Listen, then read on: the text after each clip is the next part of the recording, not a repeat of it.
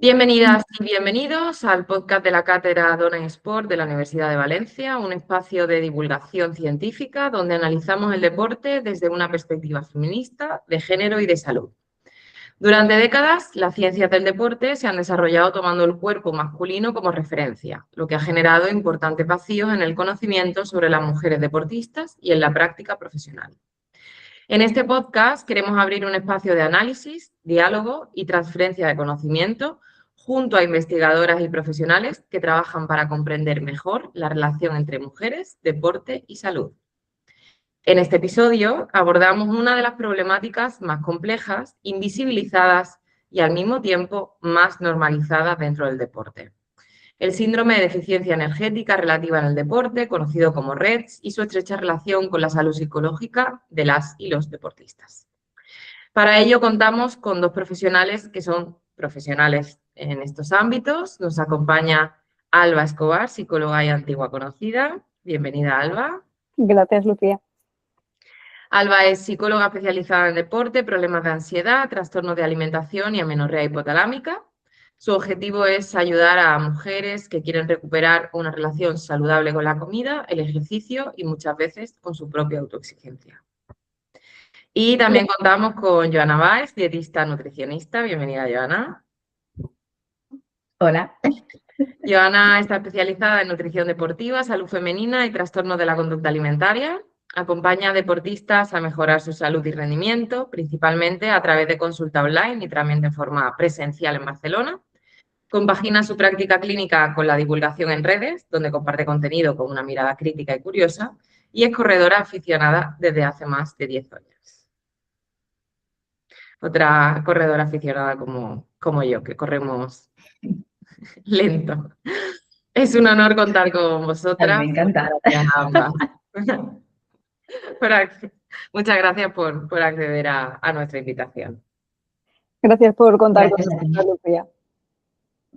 Bueno, tenemos que empezar el episodio, evidentemente, hablando del marco general, ¿no? Del riesgo y de la normalización de ese riesgo que están corriendo ahora mismo las mujeres en el deporte y en la actividad física y ejercicio. ¿Cómo describiríais la relación actual entre deporte, mujeres y alimentación?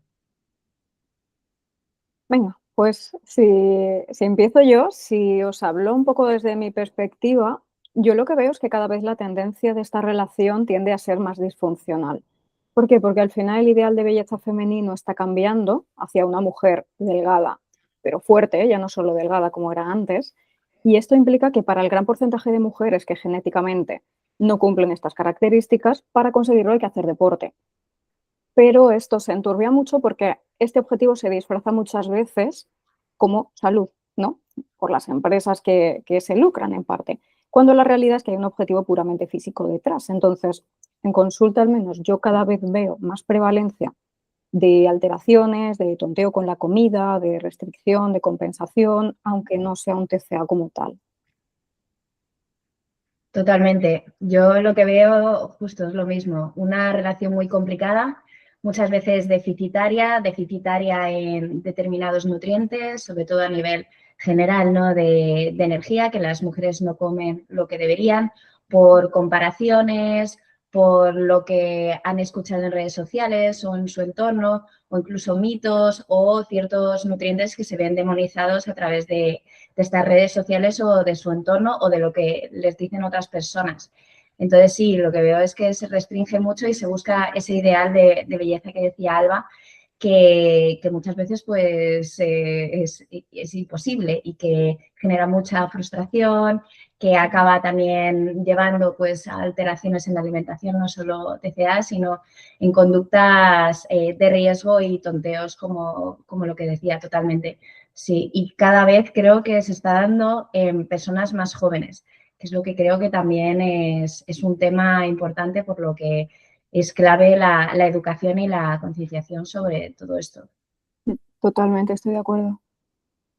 Ayer justo estaba yo dando una charla y les contaba a las asistentes, digo, es que muchas veces buscamos microoptimizaciones desde el entrenamiento, desde la nutrición y también pasa desde la psicología, ¿no? Que buscamos como ese punto de optimización final cuando de base las mujeres lo que tenemos en muchos de los casos es una falta total de carbohidratos, de nutrientes, ¿no? Entonces, sí, hay esa falta de información, desinformación con la que contamos. ¿Y diríais que el deporte actúa como factor protector o como un contexto de riesgo en determinados casos?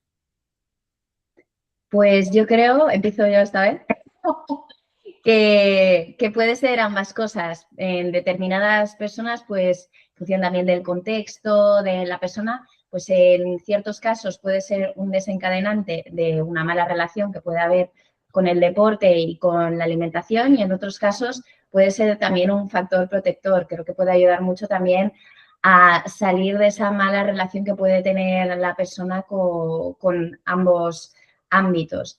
Yo, por ejemplo, tengo una paciente ahora mismo con un trastorno de la conducta alimentaria, con un TCA, una anorexia nerviosa restrictiva, que para ella el deporte ahora mismo es imprescindible y depende, ¿no?, del profesional. Si es un profesional que no ha estado formado sobre trastornos de la conducta alimentaria, podría ver el deporte como un factor desencadenante, y en este caso es algo que hay que tener en cuenta porque al final también es parte de su identidad y es algo que hay que adaptar simplemente en función del contexto y ayudarle a través también de este deporte a estar mejor, ¿no?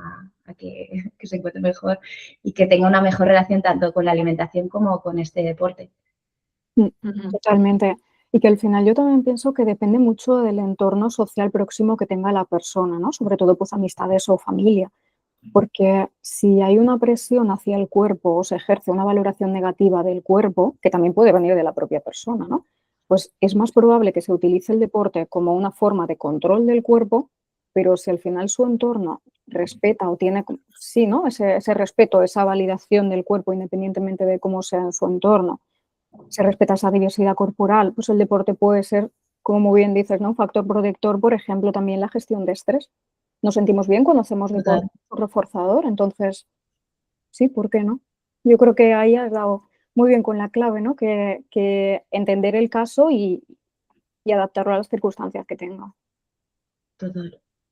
Claro, sin duda depende también de los profesionales y las profesionales de las que se rodee, en este caso la mujer, claro, porque en mi caso, en cuanto a entrenadores, entrenadoras, es muy común ahora ya que además pasamos la primavera al verano, todo el tema de la operación bikini, la rutina de X ejercicios para conseguir X objetivos en el menor tiempo posible, ¿no? El pensar que tenemos que tener siempre como ese objetivo estético, ¿no?, que se suma a la presión estética que de por sí ya contamos las mujeres. Y luego en deportes más de alto rendimiento, pues los deportes feminizados son también los que más exigentes son muchas veces con el peso, ¿no? También Sí.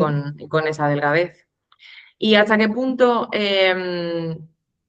o hasta qué pensáis que hay de conductas, discursos, todo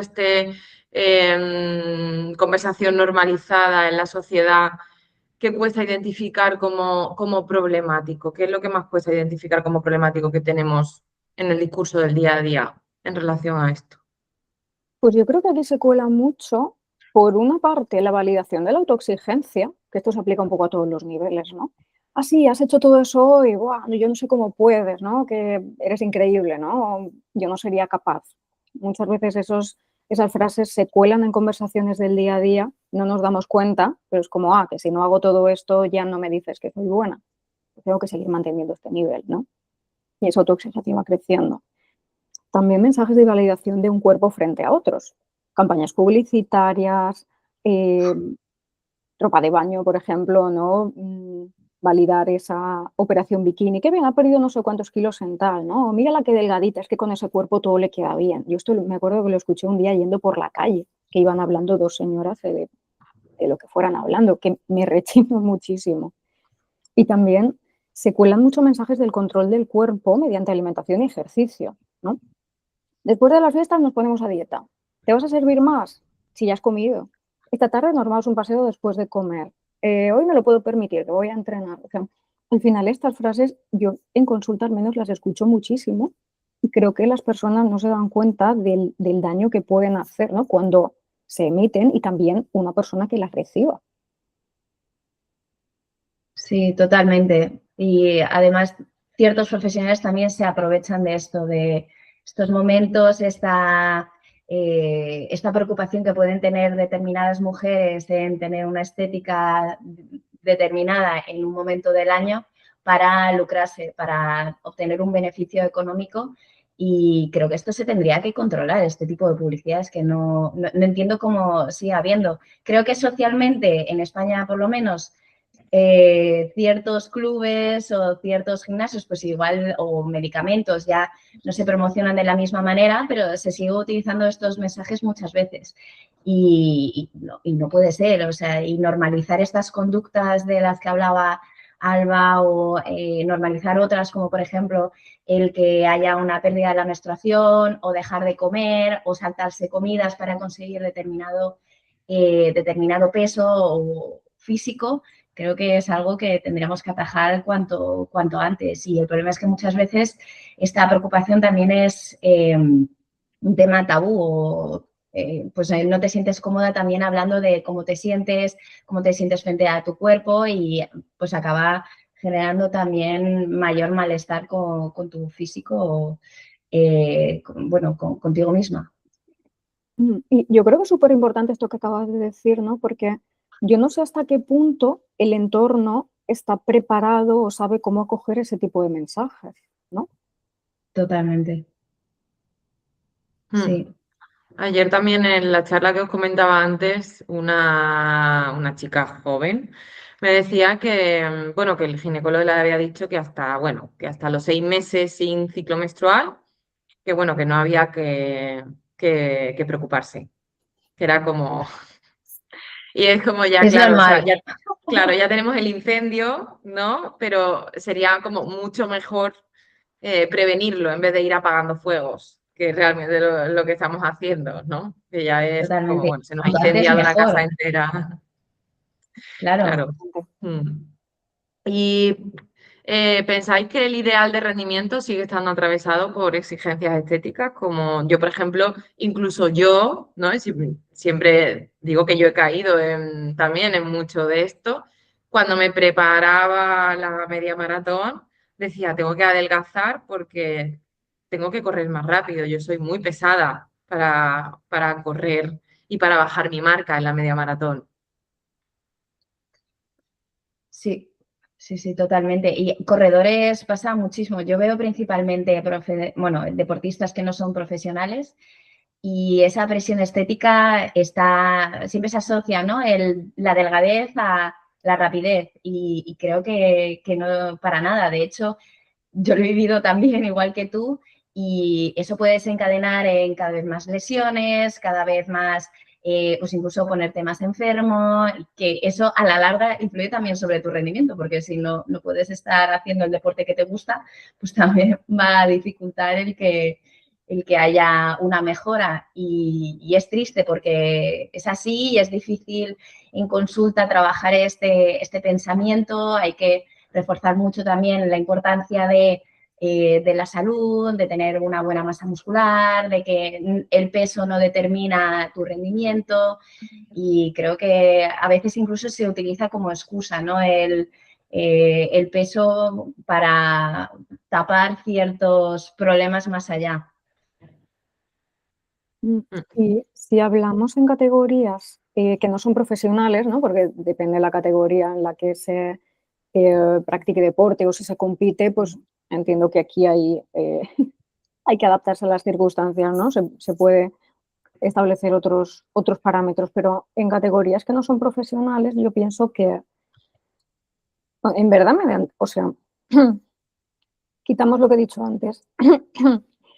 Yo creo que si mientras haya un canon estético-social, yo creo que es muy difícil que el deporte no incluya una validación de la persona a través de su físico, ¿no? Porque si de serie en la sociedad hay cuerpos más válidos, cuerpos menos válidos, en el deporte, que lo que se ve, ¿no? La herramienta, por así decirlo, que se ve, es el físico, yo lo veo, por desgracia, bastante indivisible.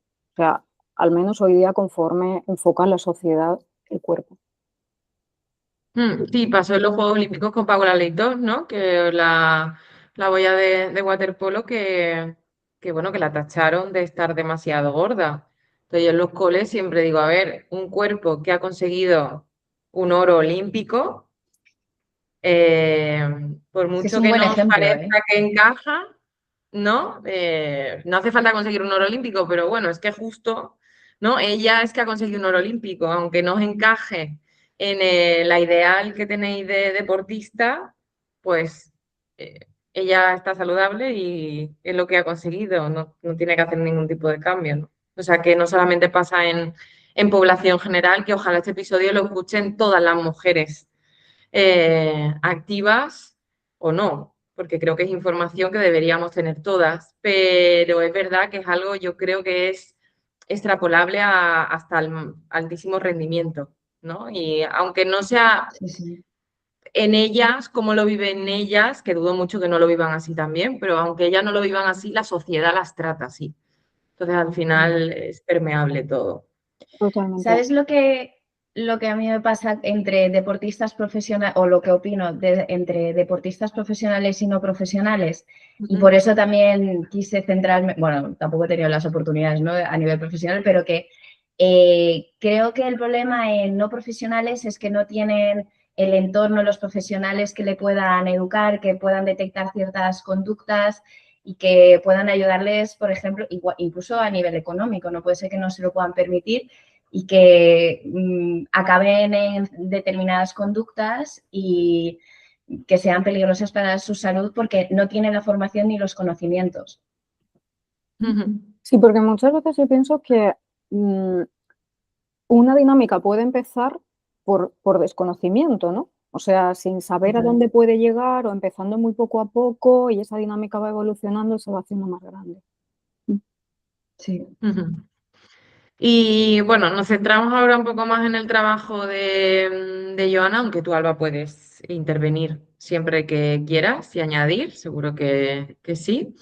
Para centrarnos un poco, si nos podrías explicar, Joana, porque muchas veces pensamos en estos conceptos que vamos a explicar ahora solamente en el alto rendimiento, ¿no? Y yo creo que con este episodio yo pretendía un poco que fuésemos conscientes que todo esto se puede extrapolar a la población general e incluso a mujeres activas, lo que llamamos mujeres activas, no tienen por qué ser deportistas.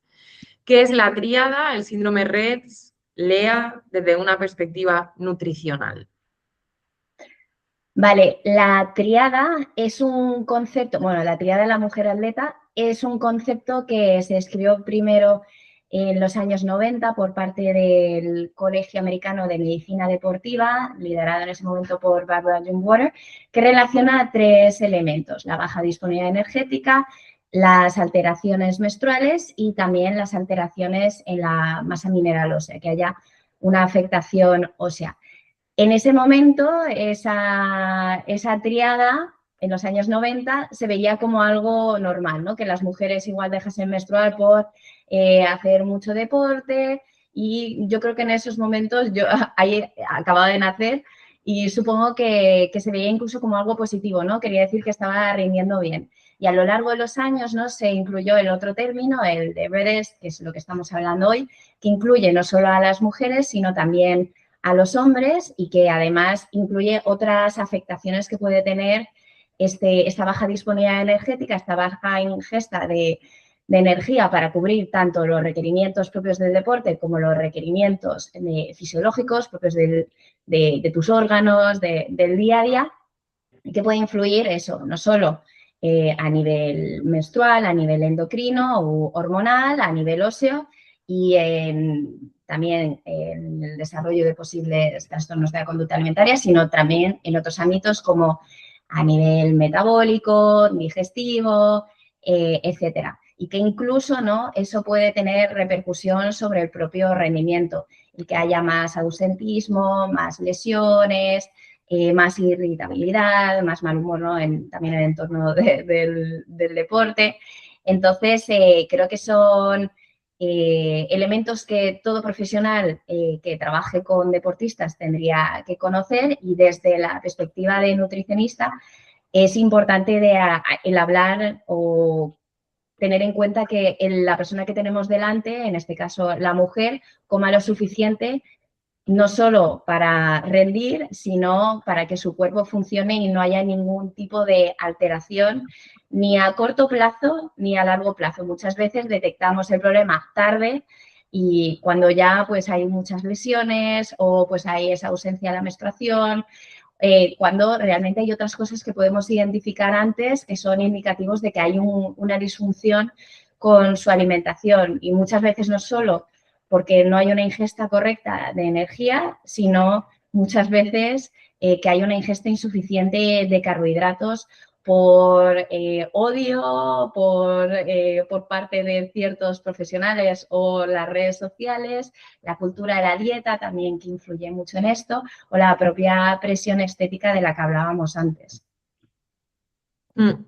Sí, además creo que es mucho más, que está mucho más extendido de lo que tenemos ahora mismo registrado en datos, ¿no? Podemos, yo Sí, creo que sin todas las duda, profesionales, 100%. sí, que trabajamos, lo sabemos, como que nos falta evidencia científica, pero que realmente sabemos que esto seguramente es mucho más extendido de lo que pensemos. ¿Dónde Sí. crees tú que está como nutricionista la línea entre optimización del rendimiento y prácticas restrictivas que comprometen la salud? Creo que la línea es muy fácil de cruzar, que es una línea muy fina y que puede empezar pues con una buena intención de mejorar el rendimiento, y que poco a poco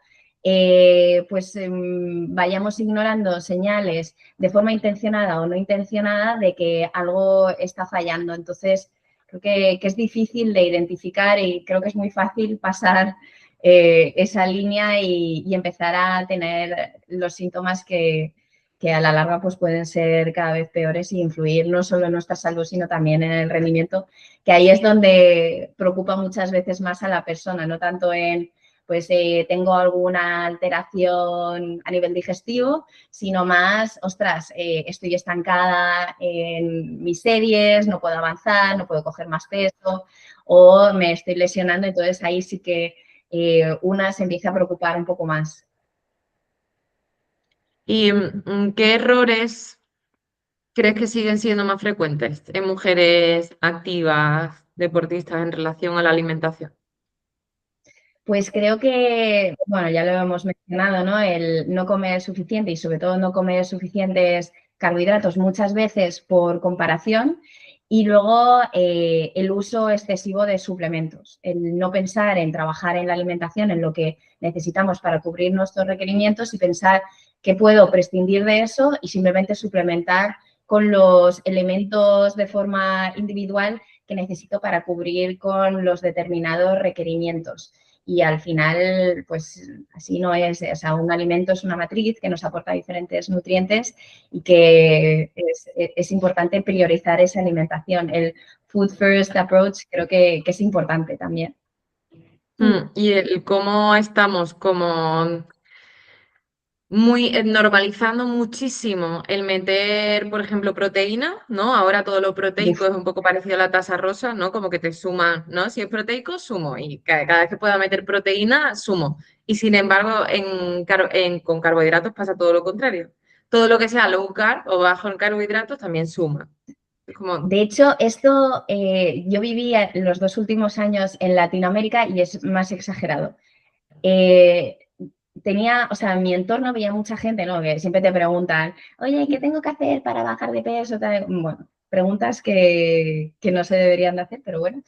Y veía que mucha gente me decía como, estoy comiendo muy bien, como mucha proteína, en cada comida como huevos, carne, lo que sea, incluso me compro los yogures altos en proteína, todo lo compro sin gluten.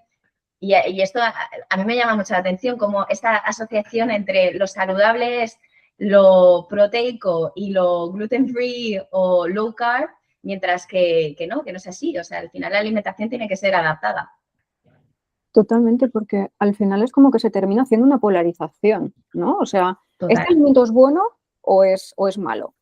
¿Engorda Exacto. o no engorda? ¿No? Que esto yo, por ejemplo, lo escucho mucho. ¿Puedo o no puedo comerlo en función de si entreno o no entreno? Uy, ¿No? Es como que no exacto. hay puntos medios. Y Sí, creo que la parte psicológica aquí, o sea, es importante ver cómo enfocan esa polarización, si la hacen o no, porque, claro, si no se hacen las cosas bien, entre comillamos bien, hay mucha culpa, mucho machaque, mucho malestar psicológico.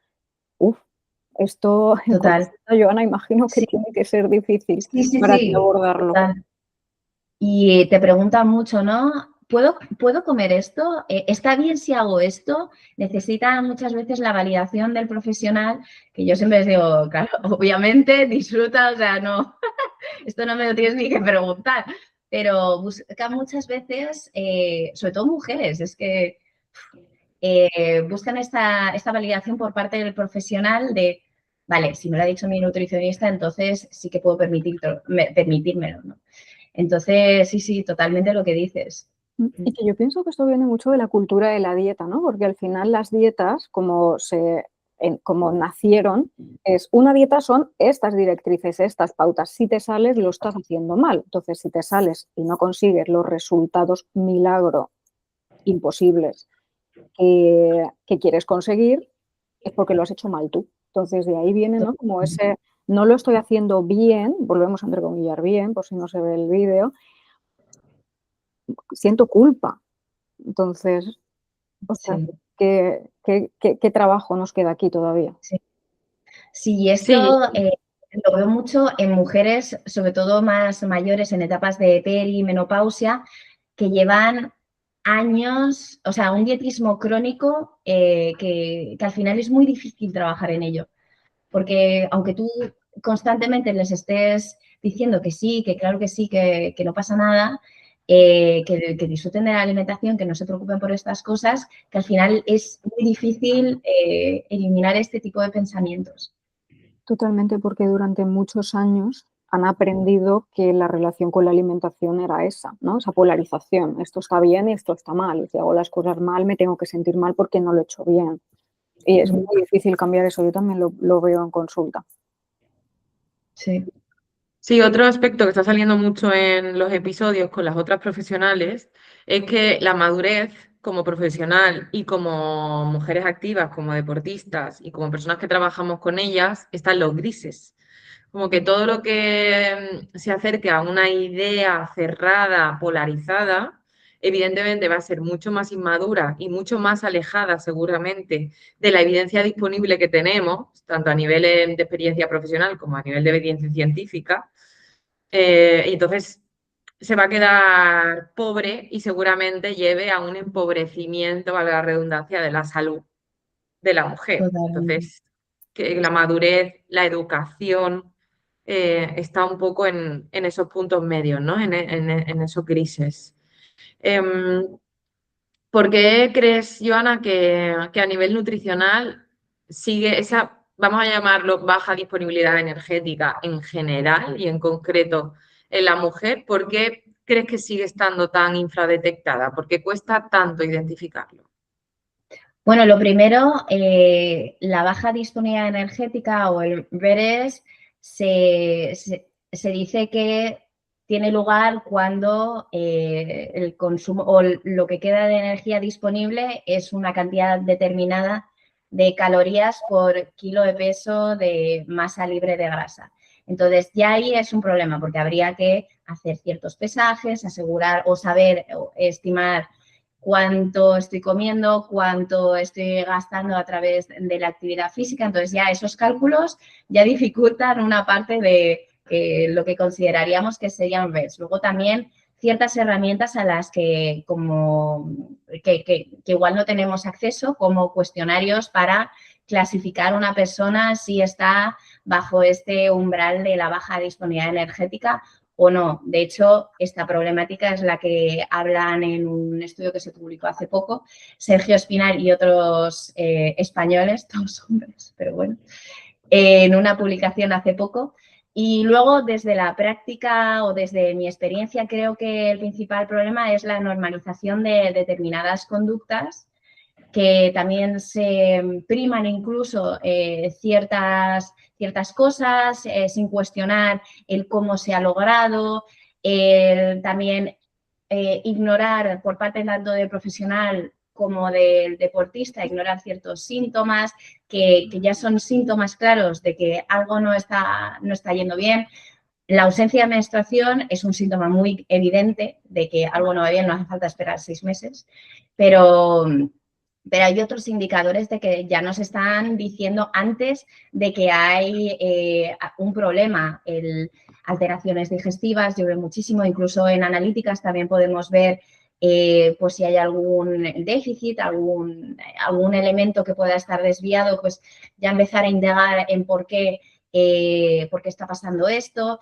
Y entonces por eso creo, ¿no?, que hay una falta un poco de reflexión sobre o de identificación de esos primeros síntomas y conductas que puede tener el deportista o la deportista. Luego, claro, la evidencia científica disponible también, ¿no?, que ha sacado que el estudio que han mencionado también. Luego, ¿por qué no? Cabe señalar que quizá ciertos profesionales, a la vez que sacan ciertas evidencias científicas, se lucran para luego alimentarse de ese nicho poblacional, ¿no? También con ciertas pautas del mensaje principal, pérdida de grasa, por ejemplo, ¿no? Sí. En vez de acercarte a la mujer diciéndole, bueno, es que tienes que estar saludable porque tienes que estar saludable. Punto. Ese es el medio y el fin. Hay que estar saludable. Y no, mira, vas a estar más saludable porque vas a perder grasa, vas a tomarte toda esta lista de suplementos de las que yo tengo descuento, ¿no? Esto es un Al tema. final, no quiero, o sea, Yo me quiero... no quiero haceros pronunciaros en nada, ya me pronuncio yo, no pasa nada, pero por eso, ¿no? Me gustaría también cerrar un poco eso con esa idea, que también eduquemos eduquemos con perspectiva feminista, ¿no?, a las mujeres que nos estén escuchando, en decir, un buen profesional, una buena profesional va a ser aquella que te trate la salud con el objetivo de que estés saludable a nivel integral, ¿no?, sin Sí, sí, ningún sí. otro objetivo y sobre todo que no se lleve muchísimo beneficio económico de 1000 patas alrededor de ese objetivo, ¿no? Uf, sí, Es sí, que si sí, hay un totalmente. beneficio económico, ¿no? O sea, yo creo que es Exacto. para preguntarse si realmente esto se está enfocando en ayudarme a mí o se está enfocando en que yo ayude, ¿no? Con el dinero que estoy aportando a esto. Muy O bien. sea, hay suplementos que, Joana, tú de esto sabes más que yo, pues hay ocasiones en las que son necesarios, ¿no? Bajo ciertas circunstancias. Sí, Pero lo que tú dices, ¿no? Cuando la lista es larga o no hay muchas más opciones o dices, aquí hay que mirar cosas. y que muchas veces se dan, sí, y esto pasa también en la medicina, desgraciadamente, pero muchas veces se dan sin explicar el por qué. Cuando yo a algunas personas les pregunto, ¿por qué estás tomando magnesio? ¿Por qué estás tomando colágeno? Me dicen, no, pues porque me lo dijo mi nutri anterior, porque me lo dijo no sé qué, que me iría bien. ¿Te iría bien para qué? Tienes estos síntomas, yo les pregunto, pues tienes migrañas, tienes no sé qué, tienes estreñimiento, problema. Y me dicen, no, sí, simplemente pues me dijo que iba a empezar con la menopausia o que por este motivo me iba a ir bien y que ya está. Sí, que al final Y, confían en la persona, en el profesional o en la profesional y piensan que sí, que eso es adecuado, ¿no? Al final, sí, por esa confianza, pero claro, yo creo que es súper sí, importante lo que estás diciendo, ¿no? Que se explique para qué se pauta X cosa, que la persona lo entienda. exacto. Claro, al Sí, final sí. somos educadores y educadoras de base, ¿no? Lo que queremos es la independencia, tanto tú, Alba, como psicóloga, tú, Joana, como nutricionista, mi sector, ¿no?, de la educación motriz. Lo que queremos es la independencia de la persona, que la persona sea independiente a nosotros y a nosotras y que necesite a lo largo de su ciclo vital, las mujeres, ciertos momentos de acompañamiento, de refuerzo, pero que esté educada en cómo comer, en cómo nutrirse y en cómo llevar un estado de salud integral por sí misma, ¿no?, sin necesidad Exacto. de depender. ¿Y Total. cómo sería, Joana, un acompañamiento nutricional realmente adaptado adaptado o desadaptado al androcentrismo deportivo, ¿no? Y adaptado a un contexto feminista, es decir, que sea incluyente con las mujeres? O sea, la individualización es clave para cualquier deportista, o sea, ya sea hombre, mujer, tenemos que individualizar y adaptar también las preguntas que le vamos a hacer. Creo que es importante también que la consulta, aunque sea online, sea un espacio seguro, un espacio donde se sienta también cómoda para explicar determinadas cosas.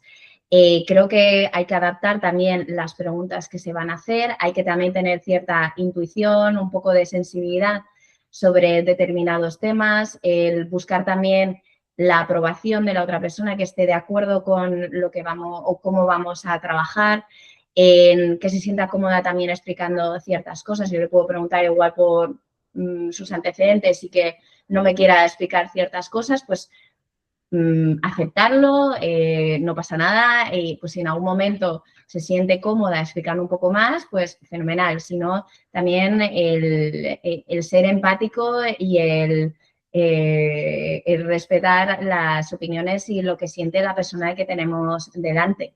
Entonces, para mí es clave individualizar y tener en cuenta también ese, como mujer, ¿no? El ciclo menstrual, pues cómo se puede sentir, los síntomas que pueda tener o no, y no simplemente adaptar y dar un mensaje generalizado para todas las deportistas de, pues durante los 3 primeros días tienes que tomar semillas de no sé qué, los siguientes no sé cuánto, reducir o aumentar los carbohidratos en función del momento del ciclo, sino que escuchar realmente lo que necesita cada una de ellas y también adaptado al deporte que practiquen.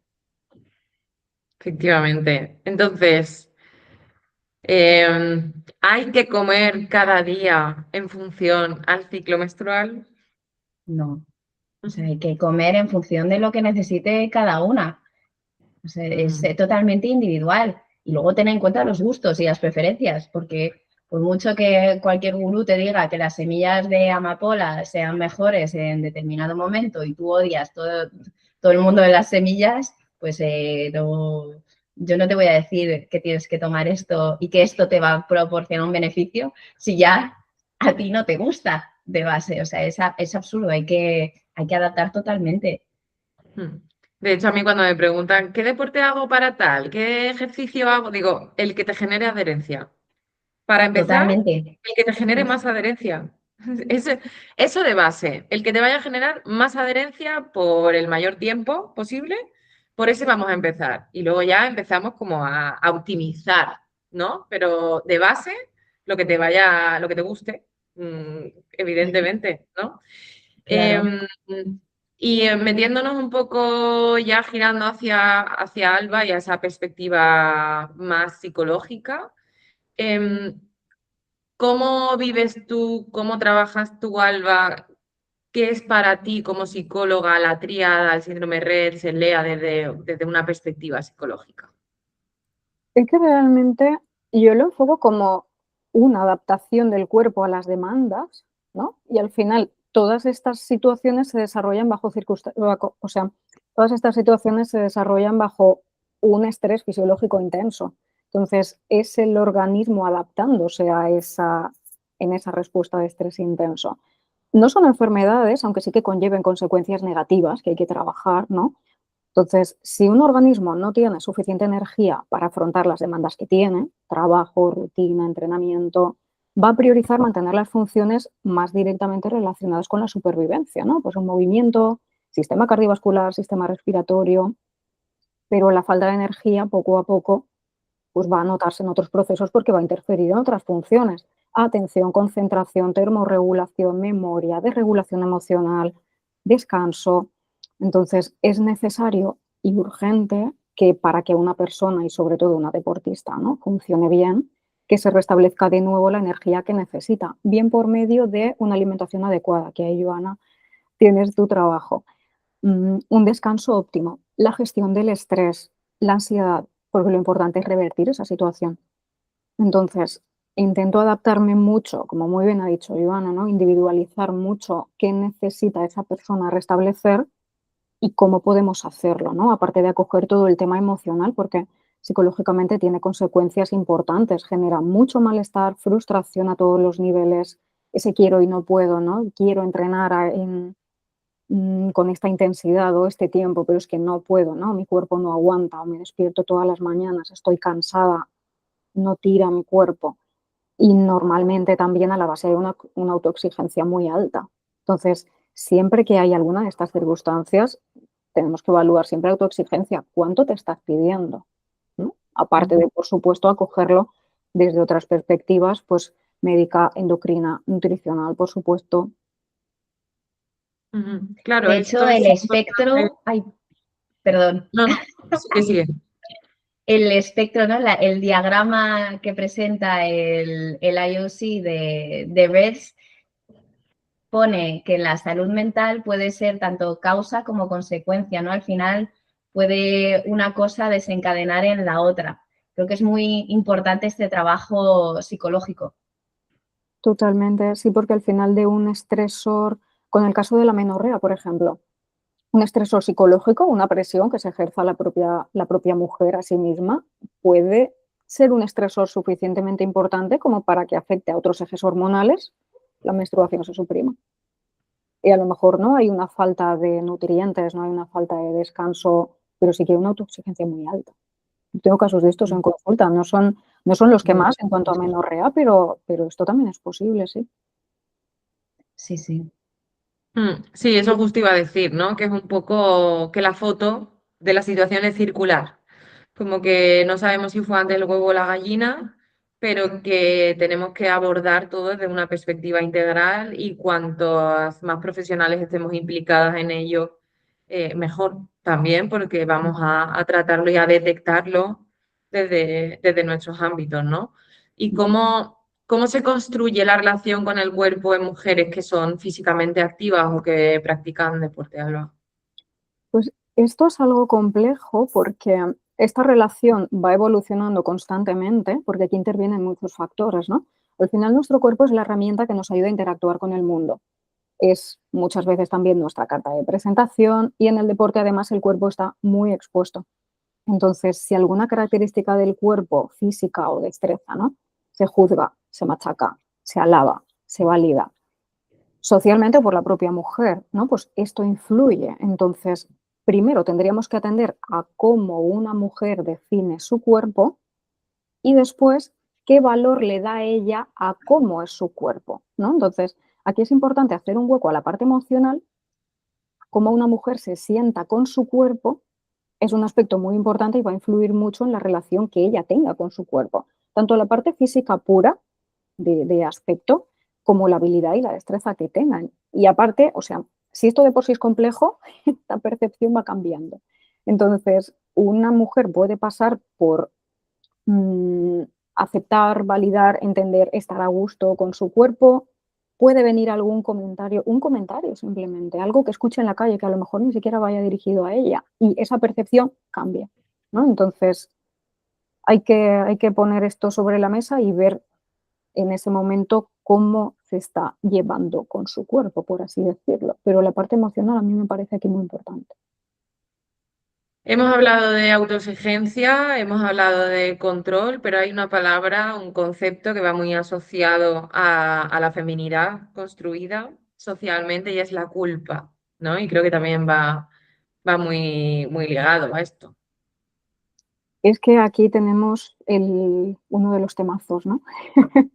Porque al final es que siempre se nos ha enseñado que tenemos que aspirar a más, ¿no? Que tenemos que poder con todo, que tenemos que esforzarnos por conseguir lo que queremos. No pain, no gain, querer es poder. A mí me explota la cabeza cuando escucho estas cosas, porque eso no es así, ¿no? Muy asociados al deporte, además. Sí, y que al final, claro, ¿qué es lo que pasa si no lo conseguimos? Pues que a lo mejor se nos puede tachar de conformistas, de fracasadas, de débiles, y claro, ¿quién quiere que se la perciba así? Pues nadie. Entonces, ¿cuál es el problema? Que la sociedad nos enseña todo esto desde que tenemos conciencia y está demostrado que además las mujeres tenemos que esforzarnos más para conseguir lo mismo que tienen los hombres, ¿no? Lo mismo que pueden conseguir los hombres. Entonces, en las mujeres se potencia mucho más la autoexigencia, el querer controlar la situación para conseguir un mejor resultado Y si no se consigue, lo que tú has dicho, ¿no? Pues se siente culpa, incluso a veces vergüenza, que son las emociones sociales, culpa y vergüenza. Lo he hecho mal, ya me siento fracasada, débil, ¿no? Es lo que hemos comentado antes. Entonces, para evitarlo, para evitar sentirse así, se exige más autoexigencia, se aprieta más, se exige ejercer más control ante una situación que es que lo mismo ni siquiera puede controlar la propia persona, ¿no? Y este al final es un bucle que se va retroalimentando, eso es lo peligroso. Y esto al final, pues, si ese proceso sigue adelante, si ese bucle sigue retroalimentándose de culpa y autoexigencia, puede arrasar y truncar a una deportista y a una persona, por supuesto. Su salud mental se va a pique y la persona detrás. Yo creo ¿Qué que también impacto? ahí surgen, ay, perdón, que ahí a veces también surgen conductas compensatorias, de al no hacerlo bien, compenso de otra manera. Y ahí también es donde hablábamos antes de la línea, ¿no? Que puede ser muy fácil caer en otras cosas. Y luego, además de esos mensajes que decías, ¿no? De que falta de disciplina o falta de otras cosas, creo que también si no lo haces muchas veces se nos clasifica como vagas. Y es otro término que a mí, y lo he visto también desde profesionales que digan, a esta mujer, o sea, pues no consigue sus objetivos porque es una vaga. Y pensar, ¿es una vaga? Es una señora que es madre, que además tiene no sé qué trabajo, que tiene que coger el transporte público, no es que tenga un coche, tal, tiene que coger el transporte público para ir a no sé dónde, no tiene tiempo para nada. O sea, ya mucho que hace. Y además le diría más vaga. No todo el mundo tenemos las mismas 24 horas. Sí, bueno, pero si tienes que perder 2 horas de transporte público, luego estás trabajando, luego tienes que encargarte de la casa, de los hijos y no sé qué, pues oye, tampoco, no todo el mundo las puede o tiene el privilegio de distribuirlas de la misma manera. Totalmente, porque hay mucho trabajo que está invisibilizado totalmente. Pero eso también supone un desgaste, una inversión de energía, de tiempo y de esfuerzo en la mujer. De hecho, estos grandes profesionales que van a la cabeza de la nutrición en la mujer, nunca te hacen una pregunta de cuánto tiempo dedicas de tu actividad física a los cuidados, al transporte al trabajo, a la casa, a la compra, ¿no? O sea, al final eso es energía, eso es menos tiempo disponible y tratan exactamente igual a nivel energético a una persona que tiene 4 horas disponibles en la tarde de ocio y las puede dedicar 2 de ellas a entrenar, a otra persona, en este caso una mujer, que tenga que emplear ese tiempo en cuidados, en trabajar en la casa, trabajar fuera de la casa, crianza, carga mental, que al final es eso. No todo y menos no todas tenemos exactamente el mismo tiempo, ¿no? Sí. ¿Qué señales, Alba, te indican que estamos ante una relación problemática con el ejercicio? Pues yo creo que aquí el medidor de lo que nos sirve y lo que no está en el malestar que se sienta. Porque si algo genera malestar, un malestar significativo, ¿no? Esa línea entre significativo y no significativo es un poco difusa, pero si hay un malestar percibido, significativo en ese sentido, es importante intentar cambiarlo para bajar o eliminar ese malestar todo lo posible, porque hacer ejercicio es un reforzador, ¿no? Es una actividad que naturalmente nos hace sentir bien. Si lo natural sería que nos sintiéramos bien haciendo ejercicio, si sistemáticamente hay un malestar asociado a ese ejercicio, una culpa, un machaque, una vergüenza, ahí hay que revisar cosas porque naturalmente no debería ser así, ¿no? El ejercicio está también siendo influido por otras cosas que no deberían estar ahí, a eso es a lo que me refiero. Ujú. Sí, totalmente. ¿Y qué herramientas psicológicas, a grandes rasgos, evidentemente, porque sería eso tu trabajo, claro, ayudan a reconstruir una relación más saludable? Pues principalmente yo pienso que trabajar en una buena aceptación es súper potente porque aceptar nuestro cuerpo y después la parte 2, ¿no? Validar nuestro cuerpo es importante para reconocer lo que nos permite hacer, que esto es muy importante y muchas veces es como que pasa a un segundo plano porque me centro más en lo que no puedo hacer, ¿no? Entonces, validar y reconocer lo que nuestro cuerpo nos permite hacer, que nos gusta, que nos reconforta, que queremos seguir haciendo, y sobre todo aceptación también de lo que no se puede hacer, porque es que somos muchas cosas más que un cuerpo y somos muchas cosas más de lo que no podemos hacer y nacemos con unas características físicas, fisiológicas que nos vienen por herencia y que podemos cambiar hasta un muy cierto punto. Muchísimas de hecho es que no se pueden cambiar. Entonces, si estamos luchando todo el rato por intentar cambiar eso que no podemos cambiar, mucha frustración, mucha culpa, mucho malestar psicológico que nos van a acompañar hasta que empecemos a cortar ese bucle. Entonces, yo por destacar, destacaría aceptación y validación como las que más, muy potentes. Sí, el que al final las mujeres se lleven la idea de que son capaces de hacer y no tanto todo eso que no son capaces o que sencillamente no tienen los recursos disponibles para hacer. Exacto. ¿Creéis, y esta pregunta ya la lanzo para las dos, que se puede intervenir sobre alimentación sin intervenir en la relación con el ejercicio en mujeres activas o deportistas? Yo creo que depende mucho de la persona, que cada caso será diferente. Hablaba antes de un ejemplo, ¿no? De una mujer con TCA en la que pues creo que hay que intervenir, pero desde la adaptación en ambos casos, tanto en el deporte como en la actividad física como en la alimentación. Y habrá casos en los que no, que igual pues depende del motivo, pues que se pueda directamente solo trabajar sobre la alimentación, pero en general yo creo que sí que habrá que un poco trabajar sobre ambos. Sí, yo voy un poco en la misma línea, o sea, yo pienso que depende del caso, pero yo en concreto lo veo muy difícil, claro, también porque no tengo tu perspectiva más enfocada a nutricional, ¿no? Pero si hay una relación disfuncional con la alimentación, va a ser muy complicado porque al final la actividad física en parte se usa como un método de compensación de la comida, ¿no? Y es un mensaje que socialmente también está muy enmascarado por salud. Entonces, aquí, al Sí. menos yo me encuentro con que tengo que rascar mucho en que la persona entienda y encuentre realmente cuál es la perspectiva o cuál es el motivo real por el que incluye ese ejercicio, ¿no? Porque muchas veces para la propia persona incluso es muy confuso. Entonces, yo pienso que de primeras se tienen que trabajar conjuntamente sí o sí. Y después, conforme vaya saliendo esa información, ir adaptándolo. Sí, sí, sí, tienes razón.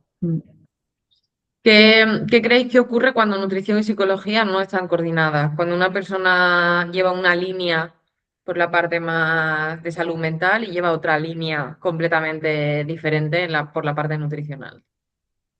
Pues yo pienso que se estaría perdiendo una oportunidad maravillosa de poder avanzar más rápido para conseguir los objetivos de las dos disciplinas, ¿no? Porque al final el enfoque profesional individual hacia la deportista o hacia la persona es más rico y es más certero si se complementa también con la percepción del otro profesional.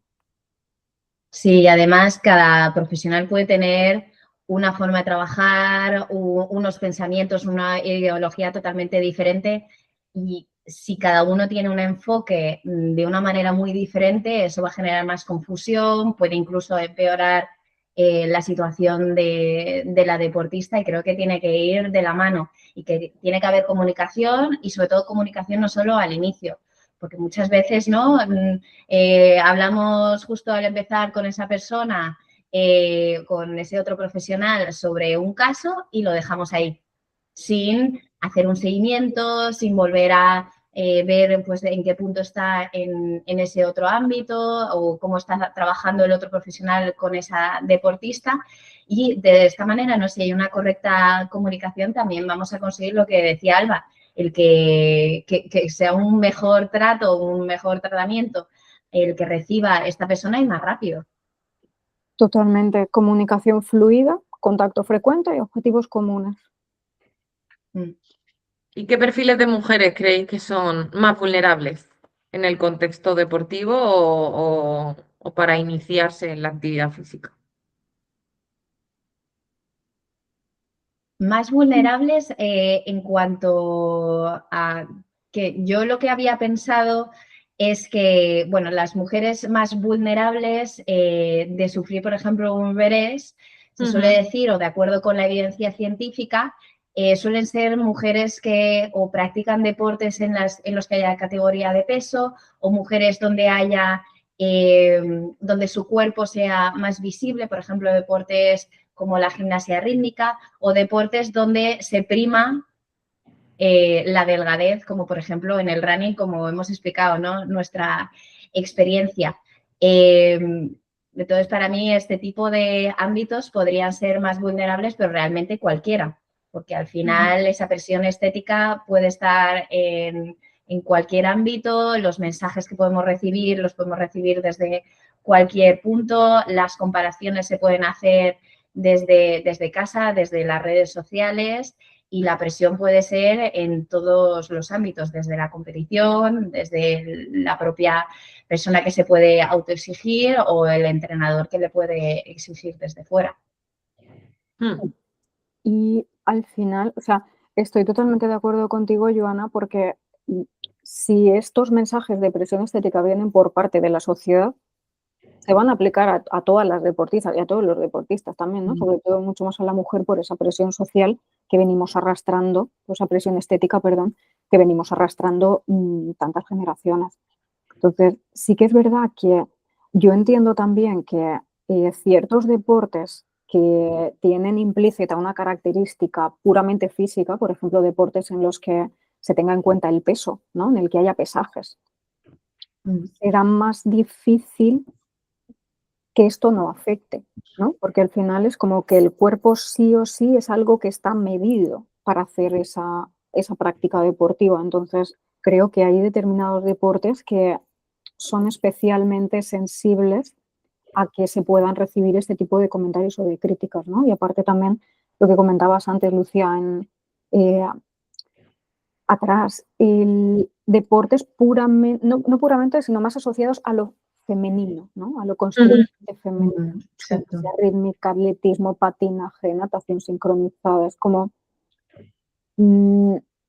socialmente es como que es más, como que está más normalizado, me está rechinando conforme lo estoy diciendo, opinar sobre el cuerpo de las deportistas, que es como, ¿en qué momento esto influye en que tenga mejor o peor habilidad para hacer lo que está haciendo?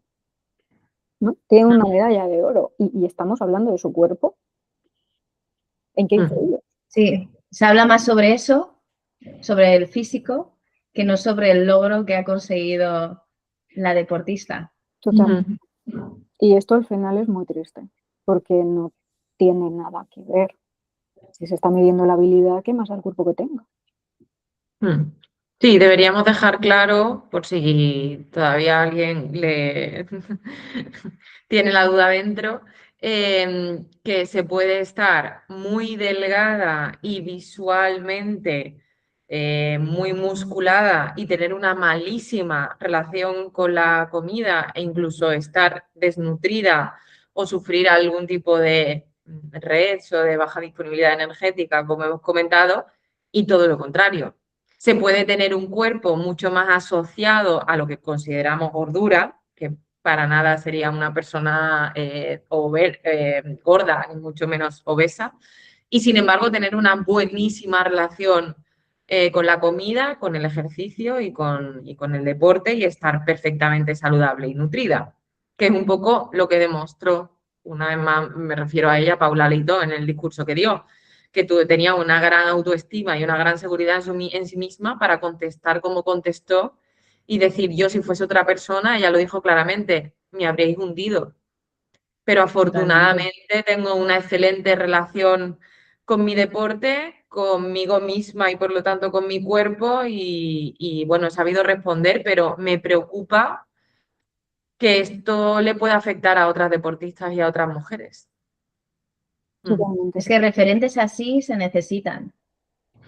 Total. Que rompan con ese pensamiento, que corten también o atajen este tipo de mensajes que se tiene que ser o tener un determinado cuerpo para conseguir determinados logros, que al final tú entrenas y consigues algo. Tu cuerpo, pues bueno, se irá definiendo o irá cambiando en función de los entrenamientos y tal. Y en este caso, pues ella tiene, o sea, lo ha trabajado y es la mejor o de las mejores. Totalmente, y que esto sea un ejemplo también para otras mujeres y para otras deportistas, a mí me parece súper importante porque es que aprendemos también de lo que hacen o de lo que dicen otras personas. Entonces, coincido contigo, Iván, es súper importante que estos mensajes se difundan, se visibilicen y se les dé la importancia que tienen. Sí, creo yo, Ana, que has dicho también una cosa muy importante, que es que el cuerpo se adapta, que el cuerpo es flexible, que el cuerpo se adapta a lo que le das y a lo que hace y a lo que tiene que hacer. Entonces, evidentemente, el cuerpo se adapta también a la actividad que tú le estás dando, a cómo lo estás nutriendo y a cómo lo estás cuidando también a nivel de salud mental. Sí. ¿Creéis que estas problemáticas son individuales o por lo menos que las deportistas o las mujeres activas piensan, porque eso es algo como muy común, ¿no? Que solamente les pasa a ellas, o que es algo como mucho más estructural y que podríamos hablar incluso de una violencia generalizada contra las mujeres en relación a la alimentación y a la salud mental? Es que yo pienso que estos problemas son estructurales porque venimos de una estructura social patriarcal, ¿no? Y lo que nos queda por abolir esto. Y al final esto lo que ha hecho es mella en discriminar a muchos niveles a las mujeres, ¿no? Brechas salariales, dificultades laborales, empresas de pérdida de peso y de estética dirigidas a mujeres como público, Diana, falta de estudio científico de la fisiología específica en la mujer. Entonces, claro, al final es que si a esto le sumamos que se ha acuñado el término rol de superwoman, ¿no? Una mujer que se encarga de todo, que es capaz y que se la valida sin tener en cuenta su sufrimiento, a que no hay un rol de Superman. Yo a veces me pregunto esto y es como, no existe el rol de Superman, ¿por qué tiene que existir el rol de Superwoman? Entonces, yo pienso que sí, que esto es estructural y que hace falta un cambio profundo en la sociedad para cambiar esto. Poco a poco, pero hay que seguir avanzando. Sí, sí, sí. Que ver el contexto también de dónde viene esta mujer. O sea, sí, sí, Sí. totalmente. ¿Qué creéis que debería cambiar? Porque, bueno, yo hago bastante autocrítica sobre los y las profesionales de mi sector. Creo que además es un sector muy masculinizado, rondamos el 20% de graduadas en ciencias de la actividad física y el deporte, lo que implica un 80% también de entrenadores, equipos técnicos y demás. ¿Qué creéis que debe cambiar en la formación de ciencias de la actividad física y el deporte? ¿Qué creéis que desde vuestros ámbitos deberíamos incorporar para que nuestra labor profesional pues sea también más integral o incluso acompañe vuestra labor, que creo que nos falta mucho conocimiento y algunos incluso hacen bastante intrusismo? Ya. Yo creo que, bueno, aparte que no sé exactamente qué materias se dan, pero desde mi experiencia o lo que he visto, creo que falta información, falta educación sobre todo el ámbito de los trastornos de la conducta alimentaria y la salud hormonal femenina. Y luego, una cosa también que vi bueno, hice un máster sobre nutrición deportiva y una de las actividades que teníamos que hacer era investigar los conocimientos que tenían entrenadores de nuestro entorno respecto a determinadas cosas, ¿no? Relacionadas con las mujeres deportistas. Y entonces, una de las preguntas que yo tuve bueno, hice un cuestionario y una de las preguntas era sobre los pesajes. Y muchos entrenadores pesaban muy frecuentemente a las deportistas, sin un consentimiento, sin preguntarles nada tampoco. Y creo que esto es una práctica que hay que tener mucho cuidado porque esto puede desencadenar en muchos problemas. Entonces, eso creo que también es algo que hay que trabajar y ver hasta qué punto realmente ellos deberían o estas personas lo deberían de hacer o lo deberían de hacer otros profesionales y hasta qué punto realmente es necesario hacerlo y sobre todo tan frecuentemente. porque esto puede acabar conduciendo a pues lo que decía inicialmente, ¿no? A trastornos de la conducta alimentaria por diferentes motivos. Pesaje y perímetros. Y pliegues, ¿no? También mucho. Con la cintita que a través de apps de entrenamiento, a través de, pues igual te hacen una consulta inicial y te dicen, ¿tienes una buena relación con la alimentación y con el ejercicio? Y tú marcas, sí, no, ya está. Y luego el seguimiento que te hacen es con pesaje y con perímetros, para que tú te midas en tu casa con el metro, todas las semanas. Y tienes una app en la que te pone una flecha hacia arriba, una flecha hacia abajo, a ver si has evolucionado o involucionado en función al objetivo que Mejorado. tenías. No me lo digas. Mejorado, ¿no? Y encima tiene colores, ¿no? La mejora verde, el empeoramiento rojo, si me dices esto ya. Sí, esto es, Sí. por desgracia, y eso también me mojo yo, ¿vale? Porque me mojo yo no tengo ningún problema en hacerlo. Esto, por desgracia, los grandes entrenadores y los grandes nutricionistas, sobre todo de Instagram, que además te mandan dossiers ya hechos con toda la carta de suplementación y con toda la carta de dieta de pérdida de grasa. Tienen una app con algunas personitas detrás que te responden cuando preguntas y te pesan y te miden todas las semanas. Entonces, bueno, pues yo os invito a las que estáis escuchando y a las que nos estáis viendo. Creo que ninguna tenemos ningún problema en que vengáis y nos preguntéis por profesionales del sector en las que tengamos confianza. Yo tengo a muchas, entre ellas están Joana y Alba, que son para mí profesionales seguras. Tengo a muchas más. Hay muchas mujeres especializadas en muchos ámbitos y en cuestiones muy específicas en la salud de las mujeres activas y de las deportistas.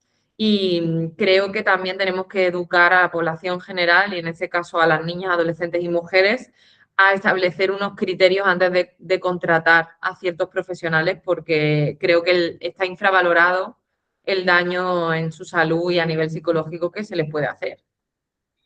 Sí, de Totalmente. hecho, yo tengo más de un caso de mujeres, desgraciadamente, que venían a consulta con un TCA como resultado de haber empezado con una nutricionista de adolescente. Esto más de uno. Totalmente. Yo Y también. es muy difícil, sobre todo después de tantos años de culpa, de ciertas conductas, es que... Sí. Ese trabajo es una carrera de fondo. Sí. Y muchas veces es eso, ¿no? Te fías de la profesional o del profesional al que estás recurriendo, ¿no? Que te está atendiendo y bien por desconocimiento o por ignorancia, ¿no? Pues surgen problemas que no se tratan como problemas, por ejemplo, una amenorrea. Yo tengo un caso en consulta de una chica que vino con una amenorrea sostenida un tiempo en el que no sé si era nutri o endocrino, le decía que prefería que comiera más limpio a que comiera más, algo así. O sea, Más limpio a limpiar los platos. Es que esto me mata, lo de comer limpio. Come limpio. Es como esto no, es inflamatorio, esto se asocia a inflamación, ¿no? Come más limpio, más desinflamatorio, en vez de que comas más. ¿Salud hormonal? Pues ya veremos, ¿no? Era un poco ese rollo. Y yo dije, madre mía. Y claro, Estarás de acuerdo conmigo, Joana, en que no tenemos ni idea de aplicar la inflamación, ni que conocemos la inflamación, ¿no? Que es una palabra que está a la orden del día en redes sociales y que a ti también te llega a la consulta, Alba, pero que la población general malinterpretamos la inflamación constantemente. Sí, se utiliza el término inflamación para muchas cosas y hay que indagar qué es para ti estar inflamado. Tienes una distensión abdominal, tienes estas molestias, o sea, ¿qué está pasando realmente? Porque inflamación, ¿en qué sentido? Se utiliza de una forma Pues un término ahora que es como el término estrella. Sí, y luego lo de comida basura, comida limpia, que es como, ah, vale, perdona, que la hamburguesa que me estoy comiendo, supuestamente para ti comida basura, es plástico. No es comida real, ¿no? Es como, ah, vale, Sí, sí. Si esto no es comida real, eh, ¿qué es? Plástico. sí, Todo es sí. comida real, nada dentro de la comida es limpio o sucio, a no ser que una comida se haya ensuciado de verdad, con polvo, con que se te ha Que caído esté al suelo. contaminada, en mal Exacto, estado, que esté exacto, caducado, que tenga moho, exacto. o sea, pero Totalmente de acuerdo y al final con estos casos a mí sí que me ayuda y yo necesito para poder trabajar bien con esa persona una perspectiva nutricional, ¿no? O sea, contar con otra persona, con una nutri, que me ayude y que ayude a la persona a descartar todos esos mitos e identificar también qué es lo que la persona necesita realmente de verdad, ¿no? Porque si nos basamos en los requerimientos nutricionales que tiene de un profesional que no ha aplicado bien eh, pues que no ha hecho un buen trabajo, por así decirlo, por X causa, no me voy a meter ahí, pues es importante que sí que se conozca qué es lo que realmente necesita la persona acorde a sus requerimientos. O sea, entonces ahí, Joana, qué gran trabajo tienes. sí. Vale, y bueno, yo siempre cierro el podcast de la misma manera, me quedaría hablando con vosotras toda la Otra hora. mañana, todo el día, sería eterno esto, pero por desgracia, pues tenemos que ir cerrando. Evidentemente, para mí es un buen episodio, como todos, porque las profesionales, pues las he elegido yo, y entonces me encanta hablar con vosotras y escucharos. Pero como tenemos que ir cerrando, os pregunto y os pido que las respuestas sean como directas y sencillas para que sean como clarificadoras. Me decís una idea sobre alimentación en el deporte que debería desaparecer, que quisieseis erradicar por completo. Yo diría dejar de atribuir juicios negativos a la comida. La comida es comida. Lo que estábamos hablando, ¿no? No es comida buena, no es comida mala, no es comida basura, no es comida limpia. La comida es comida. Es un reforzador. Hay Mi- que comer porque existimos. lo que iba a decir iba muy ligado, que el consumo de ciertos nutrientes no es malo, o sea, el consumo de carbohidratos no es malo, que esto pues lo vemos mucho, ¿no? Últimamente. Entonces, no hay alimentos buenos o malos, como decía Alba, hay que adaptar la alimentación. Ya está. Totalmente. De nuevo, huir de la idea polarizada y un poco madurar en los grises, ¿no? Una recomendación clave para mujeres activas o deportistas desde tu perspectiva como nutricionista, Joana, y desde tu perspectiva como psicóloga, Alba. Yo diría no normalizar o no ignorar ciertos síntomas. Ujú. Y yo diría dos, si se me permiten. Primero, que no se comparen con nadie, importante, ni con ellas mismas, ¿no? Veo una foto de hace 2 años cuando tenía más tiempo para entrenar y tenía un cuerpo diferente. No, no, no, no hace falta compararse, no ayuda a nada. Y revisar redes sociales, porque muchas veces se tienen en cuenta referentes a través de redes sociales, pero a través de redes sociales solo se percibe una información muy sesgada y muy elegida por la persona que está subiendo ese contenido. Entonces, no se puede utilizar como un referente general, ¿no? Yo quiero tener una vida como esta persona o un rendimiento como esta persona. Entonces, revisar y silenciar, bloquear, eliminar cuentas que generen malestar el contenido que se sube. Una acción urgente en el sistema deportivo relacionado con el tema que estamos hablando, algo que debería y que creéis que se debería hacer ya. Más educación. Yo creo más educación sobre la salud de las mujeres, más educación para prevenir, más educación a profesionales y a deportistas. Totalmente. Y que se valore y que se reconozca el deporte femenino, ¿no? Darle la visibilidad que merece, darle el espacio en medios que merece, televisarlo, retransmitirlo, pagar a las mujeres deportistas como se merecen, que el sistema sea justo con ellas, ¿no? Las mujeres gestan. Y Pues pagarles, hacías que que no sea un premio. A unos dinero y a nosotras un premio. esa es la cosa, esa es la cosa. El sistema es muy injusto con las mujeres. Sí, creo que además repetís conceptos que han dicho otras profesionales de otros episodios del podcast, como educar, individualizar, huir de nuevo, repetimos, de esas ideas polarizadas que además en vuestro caso van muy asociadas al control sobre el ejercicio, sobre la comida. Y me gustaría preguntaros que qué es para vosotras una práctica deportiva, una vida activa verdaderamente saludable. Pues yo tendería más hacia una práctica deportiva donde verdaderamente se respete el cuerpo de cada persona, ¿no? De cada mujer, sin juzgarlo, sin compararlo, sin poner el foco en el cuerpo como tal, sino en el aprendizaje y en la habilidad que cada una tiene mediante su cuerpo y en el bienestar que aporta moverse. O sea, no poner el foco en el cuerpo, sino en qué me permite a mí hacer mi cuerpo, ¿no? No en lo que no. Volvemos otra vez a ese concepto, ¿no? Sino qué es lo que yo puedo hacer que a mí me gusta. Pues voy a enfocarme aquí, voy a potenciar esto. Sí, y yo creo que también disfrutar de lo que estés haciendo, aunque sea a nivel competitivo y sea tu profesión, que disfrutar de ello y a nivel no competitivo, obviamente, ¿no? Que eso no te genere un estrés o que el saltarte un entreno no genere culpabilidad, sino que siempre sea que lo estés realizando desde el disfrute. Totalmente de acuerdo.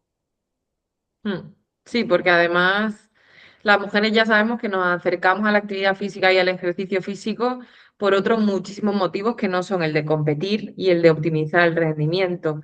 Entonces creo que educarnos en el disfrute, en que el objetivo y el medio sea sencillamente el ocio, sin pensar en si voy a perder este Michelin, si en el perímetro la semana que viene me va a reducir, si el pesaje lo voy a conseguir o si estoy metiendo 80 o 100 gramos en esta comida de hidrato de carbono. Creo que es importante vuestra labor como profesionales, evidentemente, y la perspectiva que dais y cómo acompañáis, ¿no?